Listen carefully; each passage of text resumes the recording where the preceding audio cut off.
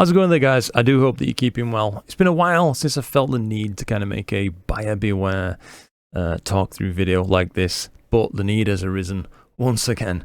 So I'm here to deliver my thoughts ahead of time, just as of recording ahead of release of the SkyWatcher HAC125DX minigraph. And there's a lot to talk about with this thing, so I'm going to go through it point by point. I've written down some things I want to talk about on this, and what are my credentials for even talking about something like this? Well, I've spent a hell of a lot of time at the business end of very fast telescope designs, collimating them, and getting to know what it's actually like to use very fast telescope designs as well. So I feel like I've got some relevant experience to apply to this ahead of time, even though I've not got one on hand. I can, extrapolate and kind of figure out what it's going to be like for you ahead of time, going off of people's results too. So I feel like I can talk about some of this with confidence for you. Now, right away, we're going to have to touch upon the fact that it is, of course, a user collimatable design. Going back to what we were just talking about, collimation of scopes is something that has to be done for most designs at some point or another. Refractors really aside, they tend to stay pretty darn good, although I have had to collimate a refractor in the past. Not fun.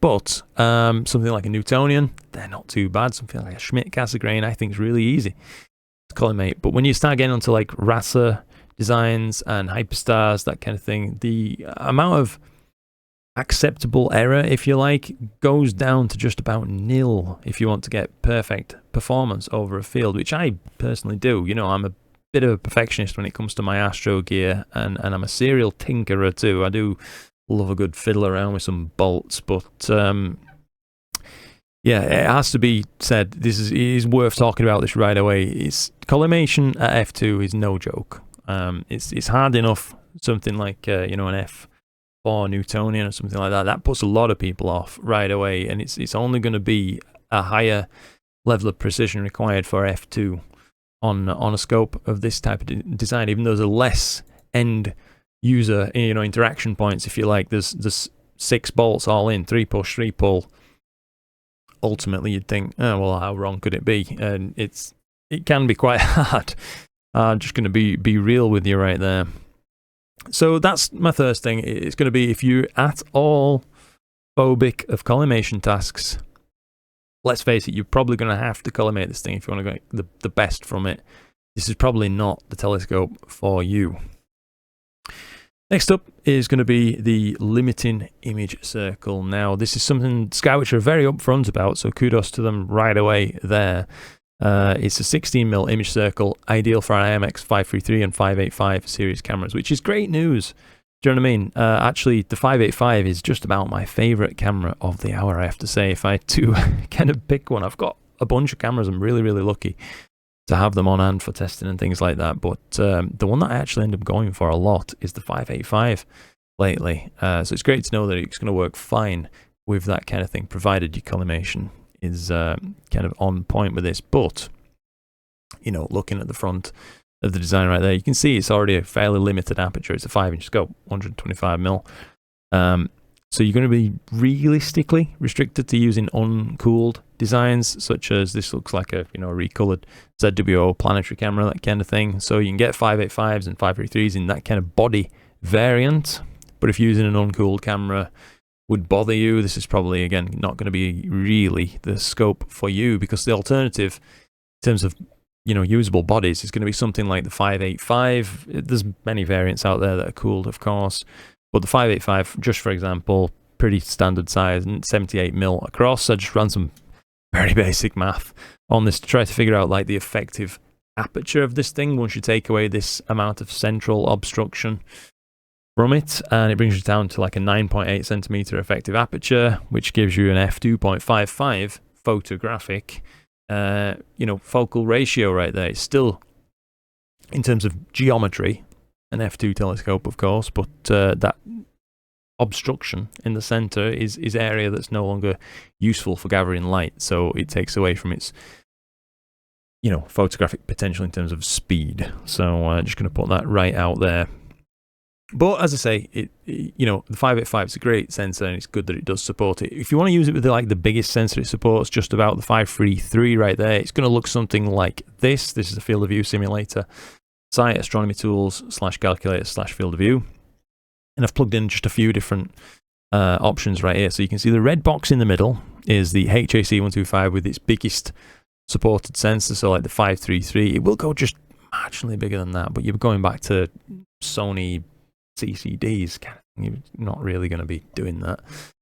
So it's going to be a 533 basically, which is fine if the targets you want to shoot are going to fit inside of that field of view. So in this case, I've chosen to demonstrate that with M31. It's a pretty big object. Not the biggest, but it is pretty big. So if it fits that comfortably, it's going to fit most things comfortably. But if you want to image wider fields of the night sky, such as, you know, the Orion complex, or, you know, the summer regions, beautiful regions of nebulosity around Seestar, etc., you might be a bit stuck. You're going to have to probably look at performing a technique called mosaics, where you're going to take multiple panels and stitch them together using, you know, astropixel processor is what I would personally use for that task, as it does a really good job.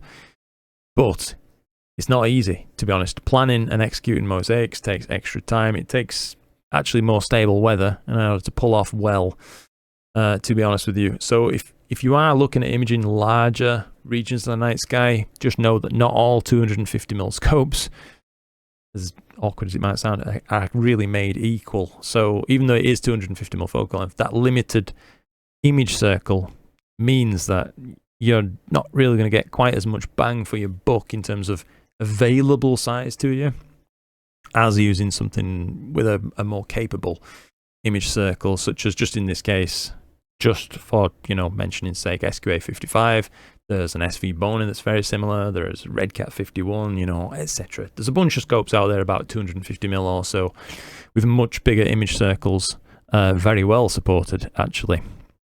And that would mean, you know, like in an extreme case, if you had a full frame camera, we are going totally, not many people got full frame cameras, but I'm just going to put it out there to match that kind of field of view from a much more, you know, capable field of view from a larger image circle scope. You would probably have to perform with a HAC like a 3x2 mosaic at least to match full frame of a 250mm scope, or in order to match, you know, like the SQA55 with the 2600. That's an IMX571 based camera. It comes in loads of variants. Must be tens of thousands of those things out there by now. Pretty common camera. You're going to be looking at the very least a 2x1 mosaic, probably more realistically a 2x2 mosaic to match that kind of same field of view, plus a little bit of change on the sides, which means that f2 focal ratio suddenly you're really going to need it if you want to try to match those larger fields of view. And I'd always really rather shoot natively a wider field of view than perform a mosaic, because a mosaic is never as good as it being captured natively, basically, except for special circumstances. Now, the next big point, and this is a pretty big point, I think, about this thing, the price tag alone, it's not throwaway, but it's not as expensive as some scopes out there. It's 600 quid here in the UK. But the likelihood is you're not just going to be able to plug in most of your pre-existing gear to this. As we've already talked about, the camera, unless you have something suitable to go on there already, you're going to have to look at another suitable camera to put on this. You're not going to be able to put really your IMX571 if you've got a 2600 like we talked about, really common camera. Not going to work on this. So that might be an extra hidden cost, getting a suitable camera for it. Filters. You know, the vast majority of us out there, I would say, using 2-inch filters. That's really what's become like mostly prevalent out there. It's 2-inch filters. You're swimming in them, you're falling over them, they're everywhere. Like, there's so many different manufacturers and variants and price points and performance points of these things out there. But the 1.25-inch market is less crowded, we could definitely say, and especially if you're looking at pre-shifted fast filters, you know what I mean, for something like this thing. If you're looking at like a 1.25-inch dual band filter, A friend of mine is actually trying to find one right now, and he's having a nightmare of a time trying to find one suitable. So it's not like you're going to be able to choose from a bunch of them and find the best one. You've probably got like one or maybe two options out there as it stands before you have to just start looking at filters that are not going to be ideal, such as just you having to use a CLS filter or something like that if you wish to use some form of filtration to make some captures with this thing. So, let it be known right away that most of your gear that you've got is probably not going to work right away with this thing. So that's another, major talking point. Now, this came out in an initial guise that was only available in like the Chinese market kind of thing. You could purchase one through AliExpress and get one that way when it was just the HAC125 non-DX. It had a front helical focuser, which was a bizarre design, I really think, for a scope that requires this level of like mechanical precision to function well. But anyway, that's what it was at the time, and a few people out there bought those and very kindly took the time to post their results. So it could give you some indication of what you might be expecting from the DX. I think the likelihood is optically it's going to be identical to the the non-DX version. It's just going to be focuser improvements likely we're going to see. Now, whether that's going to equate to less likelihood of tilt on the image plane and things like that, we will have to see. But this is what this video is really all about, talking about these things ahead of time. To let you know that I don't really think necessarily you should jump in both feet first on this kind of thing. You can see some people really have taken the time to post results from this thing and show what they're getting. So, like, let's say this image of M33 shared by Elp. Here on the Stargazers Lounge forum, there's a bunch of different forum posts about this scope. You can see the stars in the top right looking pretty good. Bottom right, getting a little bit of eccentricity going kind of this way on them. Stars across the left-hand side of the field of view, though, are kind of going this way now. So it's wonky. Do you know what I mean? It definitely needs collimation, or he's got a severely tilted sensor. The likelihood is it's going to be collimation, I have to say. And this is the value of these trends. People are taking the time to post actual real-world results. You can see here's another of M33 in HA. Good stars on the right. Bit orby on the bottom right. Very close to becoming donuts, like out-of-focus donuts. Left-hand side, though, is unusable, which brings me on again to another point about the hidden cost, really, I would say, of a scope of this type. And that's that, for me, personally speaking, there's no way I'd be buying this and not also having ready-to-use BlurXTerminator. You're going to need some form of deconvolution, and at that, probably AI-powered deconvolution, to pull the imperfections out of this and try to get your image nice and square, if you like, and usable. As if you're going to just use it for EAA, that's absolutely fine. But for me, I'd be looking at it as an imaging tool and what it can offer for me in that regard. And as is, it just doesn't cut it. Now, for me, it doesn't matter. I've already got BXT. I bought it yonks ago. Do you know what I mean? It's not a factor in the cost. But for those of you out there looking at purchasing one of these, you may wish to take a look at what other people have found with theirs ahead of time and see if you'd be happy with these results if you don't have BXT already, because the only real way of correcting this is going to be going for perfect collimation, which just rolls off the tongue. In reality, it's not going to be that easy getting perfect collimation on a scope of this design, or it's going to be cleaning it up with AI-powered deconvolution. In reality, I'd probably be looking at doing both. I'd want to get perfect collimation, take the time to do that, and then apply deconvolution to it as well. Well, that's me. But you can see, like, let's say this fella in Japan, stars on the right-hand side, actually really good on this. Middle, drifting a bit. Left-hand side, terrible. Like, not usable in my estimations, and posted some close-ups too to show you kind of better what's going on. There's some really valuable resources out there that are not getting the attention I think that they might deserve on this. You can see here's another one, M31, as we were actually talking about just there, taken with the 585 uncooled. You can see these big donuts, elongated donuts all along the left-hand side. So this scope needs collimation.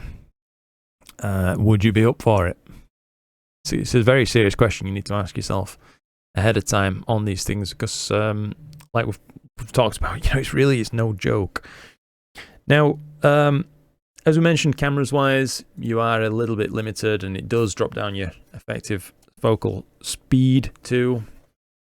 So do bear that in mind ahead of time. But I think, as I've touched upon, it is going to be good for EAA, outreach, that kind of thing. You can actually see, so there's another really good YouTuber here called Damon Scottin. Absolutely love his channel. And he made quite a well-tempered review of the earlier version of this telescope, the HAC125 non-DX. So it's the one with a helical focuser at the front. But he shows what EAA basically looks like through this thing. So he spends some time slewing around the night sky kind of thing and showing you stuff in action. But even on his video, you can see, and he talks about this, of course, elongated stars, not bad in the middle, but over here they're kind of going this way, over here they're going this way. So, whether it's the shonky focuser on the front of this, or the fact that it needs collimation, I don't know. But I think it's well worth your time to go and check out Damon's video. As he, goes into this scope in depth, talks a lot about it. Great YouTuber. Just thought I'd give him a little bit of a shout out, as he did take the plunge, to share this, with people out there. So huge kudos to Damon on that. The What's Up webcast from Skywatcher themselves, the HAC125DX introduction, that does show some results as well. Again, I'm really just saying all this to try and stress the importance of not just buying blindly on this, as I think it's going to be a tricky scope overall. I really, really do. At the risk of sounding a little bit elitist, Skywatcher aren't really known for the highest mechanical quality, which is going to translate to an already difficult mechanical task being made more difficult by mechanical limitations. Do you know what I mean? In the design, I don't think it's going to be. I think it might actually be harder probably than collimating, a Celestron RASA or a Hyperstar, because they're quite well built by comparison. I expect this is probably going to be slightly corner cutty, looking at the the cast design, etc., and these relatively small screws. Trouble on the horizon probably for a lot of people on that one. So I just wanted to talk about it, like I say, let you know what I think. Again, massive kudos to Skywatcher for taking the time and money to invest and innovate in new products like this. But I really don't think it's going to be a scope for everybody. It's stirred up tons and tons and tons of interest online, but I'm just worried there's going to be a lot of people adopt this and end up very disappointed, and ultimately maybe even drop out of astrophotography, given the relatively low price point of this thing. It's going to be perhaps aimed at people who are more just getting started. I think it's the wrong product for them. So yeah, that's where I'm at with it anyway. I'd love to test one out, but I'm not willing to put the 600 quid up front to try it, because I just feel like I'm probably going to be disappointed in the long run. But yeah, we will see. Anyway, I hope you've enjoyed this one. Just wanted to give my 2 pence on it. I feel like I can speak from a place of experience about these kind of scopes and what they're actually like to use. So I hope you found this useful. I'll see you in a future video. Cliss, guys.